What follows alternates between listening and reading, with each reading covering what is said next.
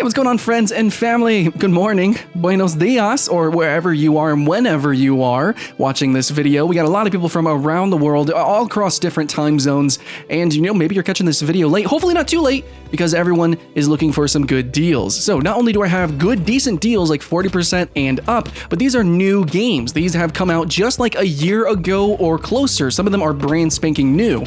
Also, not only that, but these are hidden gems. I didn't just grab the ones that are just straight on the front page, and these aren't the obvious deals. And again, these are not the old games, because I could always tell you like, oh, get Don't Starve, get an extra copy. Oh, buy Grand Theft Auto, Witcher 3, Dark Souls 3, etc. We've been through that. We've done that. In fact, I've actually done a video talking about the games that are always on great sales, every single Steam sale. Guys, it does get a little bit stale, but I found some games that you probably haven't picked up, you probably haven't played, and now is the best time to do that currently with this Steam sale, the winter sale. This is a perfect opportune time to play the games that are going on sale that have come out within this past year. So let's celebrate the year by buying new games that maybe we'll get to by the time next year. I know that backlog is big. Let's make it bigger, friends and family. My top 10 hidden gems of the Steam Winter Sale 2019. Okay, now starting out our list, not gonna waste your time, it's a game called Ape Out. And the list is also kind of ascending based on like, this game is the most hidden gem. It's the least purchased, but it doesn't make it better, doesn't make it worse, I don't know. And also the deals are all over the place, some are 50%, some are more expensive, some are cheaper. It's just based on popularity, which, this is a hidden gem list, maybe they should be reversed. Regardless, this game actually is really simplistic, so it's okay if I just kind of yank you around here. Ape Out is basically, if I had to describe it very quickly, it's super hot mixed with Hotline Miami. It's actually got the art from Benefati, so that's kind of interesting, right? I don't know, it's kind of cute. Anyways, super short, quick game. Maybe you wouldn't normally pay full price for it, which is why it's a little underrated. 50% off of $15. You got $7.50 now for, I think, a pretty fun experience. Next up on the list is Driftland. Now, Driftland's a game I played much earlier in the year, and I thought it was really cute because I was kind of getting into these strategy games. A bunch of these publishers looked at me and was like, oh, you should cover the game because you play strategy games. Actually, I only play some strategy games because I'm awful at them. And Driftland also properly kicked my booty, but I actually thought it was a really good introductory kind of game into 4Xs. It's really cutesy in a lot of ways, kind of cartoon. It kind of has like a little bit of a god mode sort of complex going on to it, because you're like this powerful mage that's like reaching out into the ether and pulling islands together. There's different kind of terrains and biomes that are thrown together. Anyways, it's a cute, very gimmicky 4X that entwines like magic with, your general 4X-y kind of stuff, building up bases and things, but it played a little bit in real time. Yeah, so I appreciate that. I like that about Northgard and a few other strategy / real-time 4Xs. I think it's pretty interesting. Driftland the Magic Revival is 60% off, guys. So for $12, normally, hey, maybe you might stay away from this genre. Driftland is a great introduction into it. And at that price for a new game, yeah, no, it's really hard to complain. Next up on the list is Desolate. And Desolate is a first-person horror survival game, which you can play online cooperative. There's also PvP as well, or just play it single player. It's 70% off, okay? So for $7.50, boom, there it is. Pretty new game here, but it's set at launch at January, so it's been around for a little bit. I know it can be kind of polarizing. So also kind of cool is also another new game from about a year, in this year span. It's called The Wild 8, which is also a survival experience, but it's top down, a little bit more cartoon and more focused on cooperative gameplay, if I'm not mistaken. Generally, I think most of these games are. Anyways, so that's got like a totally different vibe. If you want to play that, that's 50% off. But we're gonna really focus on Desolate because it's 70% off. Also, it's kind of a game that I'm more hungry for, and it's a game that I think has just completely like under the radar for a lot of people in these like cooperative survival, first-person experiences. Maybe, I don't know, the genre got kind of watered down a little bit, which is why The Wild 8 sticks out a little bit more, but this one seems pretty cool too.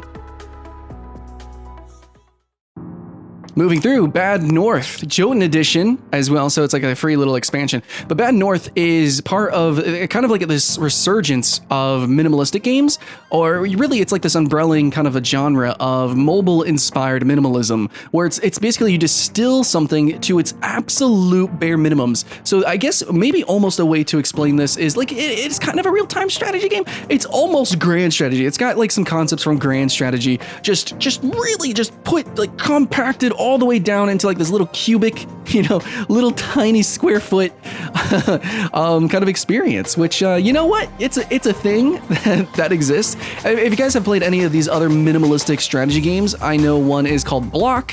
Another that I truly enjoy is actually called Mini Metro. I know there's actually another game that looks very, very similar to this, which is about building a civilization. Anyways, if you guys know the names of those, please throw it out there. I love this new kind of trend of like having refined and polished, basically like minimalistic games. It's not just, oh, it's a mobile game. No, it's a minimalistic, it's minimalism, and it's like its own distinct thing. And if you guys haven't tried any of these games because, it looks like a mobile game, definitely implore you to give it a shot. And the deal is 45% off. Pretty good, right? So for $8.24, I don't think you have a good reason to not try it. Next up, we have Book of Demons, which is actually 66% off. Nice. So for $8.50, you can open up the Book of Demons. It's kind of like a pop-up book hack and slash sort of game. Yeah, it's kind of a parody, actually, of the hack and slash genre. Now, actually, I think this is going to be a big game for people who are fans of like the Hitman Go or Lorecraft Go, or just basically the Go series of mobile kind of games. And then also maybe you just like ARPGs and looters and stuff like that. This game is basically an on-rails hack and slash game, which almost doesn't make sense, but it kind of works. Very charming game, and this one looks like a super minimalistic game. It does, but it's actually got its own proper depth. It's not just like super lightweight, one room style ARPG. It does go a little bit above and beyond, I think, especially with the builds and how bombastic everything gets. It definitely can appear to look like a normal hack and slash, but again, it's on rails and it has like this element, the art style of just cutesiness, actually. So yeah, no, I really appreciate this art style and the sort of like sincere approach to being a parody, kind of. There is a demo, but once again, it's super cheap, under $9. Yeah, you can check out Book of Demons. And next up, friends and family, we have Far Cry New Dawn. This is going to be the first AAA game. Now, a lot of these are hidden gems in terms of the sale. Now, Far Cry New Dawn also was somewhat overlooked because at first, it launched, and actually this has happened with most Far Crys. They launch, and then it's like, well, this isn't Battlefield, this isn't Call of Duty, and then people kind of peace out because Far Cry is its own blend of game. Also, a lot of people can have polarizing experiences because of just the nature of Far Cry. It's not quite full sandbox-ish, but it's also at the same time, like, you do have a little bit of freedom. So depending on how you play and your personality, you might have a very polarizing experience compared to someone else. But me personally, since I love stealth gameplay, I love like tackling different situations in different ways. Yeah, no, Far Cry is a pretty cool game for me, and it's pretty over the top, and New Dawn's one of those that's extra over the top. Anyways, 60% off is amazing for a AAA experience, even if Far Cry can get pretty redundant. Also, all Far Crys go on amazing sales all the time, but this is just the new one. Okay, this one just came out this year. So for $15 or $16, guys, you can get a AAA experience. Now again, especially if you like stealthish kind of games, maybe games like Dishonored or something like that, you want like an open world sort of experience with guns, hoot and holler, Far Cry is one of those super duper cool games. If you can play in that way, in my opinion, I don't know.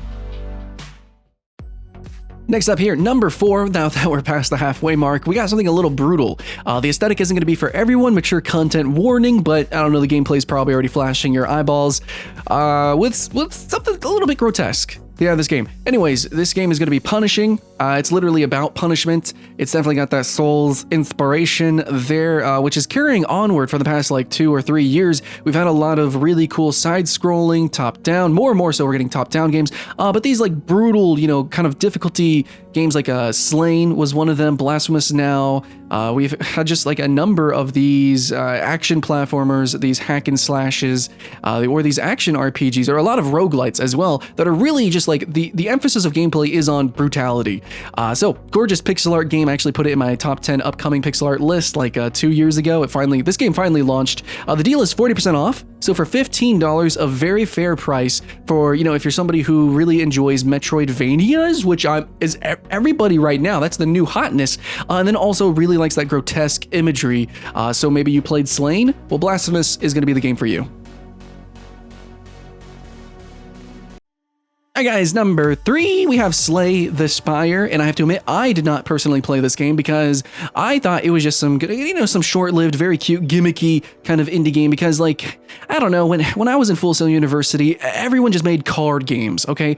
I did not know the true potential of card games as a single-player style sort of RPG. I actually include a Book of Demons, which also includes heavily, like, deck building. So deck building games, video games is a thing, and I already know that there's, like, board deck building games, and I never really touched on those. So this is totally alien to me. This is a game that I need to pick up on this sale personally, but I know that it's good because of overwhelmingly positive reviews. Like, by far, it's extremely popular for what should be an incredibly niche game, and multiple people in the community on my Discord, by the way, join if you haven't, have mentioned Slay the Spire. 50% off, friends and family. This came out in January for a very, like, a viral freaking indie game. Well, it's only $13. $12.50. So yeah, I guess it's time to jump in to the Spire. And now our number 2 is a game that can be played by 2, and really remarkable, I think, for that is going to be Outward. I think a lot of people compared it it's Skyrim meets Dark Souls and it's co-op. I think it fell flat of that claim just a little bit, but in the end, it still has mostly positive reviews. It's just a more niche style game, maybe a little bit more repetitive, a little bit flatter than some people were really kind of expecting. This wasn't like a giant studio that was making this, but it still should be heavily applauded for its sincere attempt at sticking to that vision of a hardcore survival inspired, sort of Dark Souls inspired, experience. And also the fact that it has shared screen, split screen, which most AAA devs who port co-op games onto PC don't even do. Looking at you, freaking Left 4 Dead. Anyways, so yeah, you could play it online co-op or split screen co-op or just single player, an enjoyable experience all around. 60% off, guys. It is only $16. And so, if you didn't think that this was worth like a full AAA price, well, for an indie price, for the price of something like when Castle Crashers or something launched, 15, 16 bucks, guys, let's jump in Outward. Maybe buy one for your friend too. And now, in closing, we have one last game, and this is the most purchased game, likely because of virality on YouTube. It's a title called Kenchi. This is a game that I also need to personally purchase.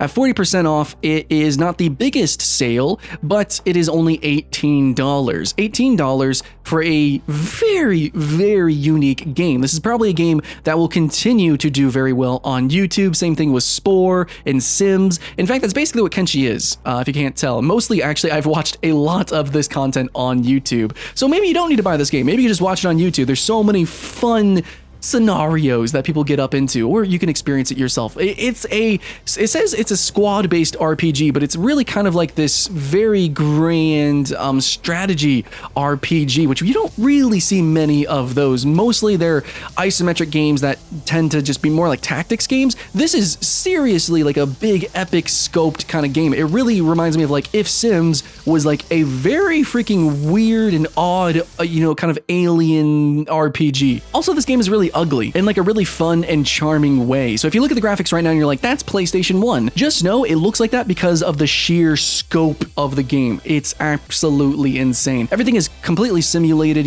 These characters have like entire lives, and there's like roaming mobs around that, they have their own like life day cycle.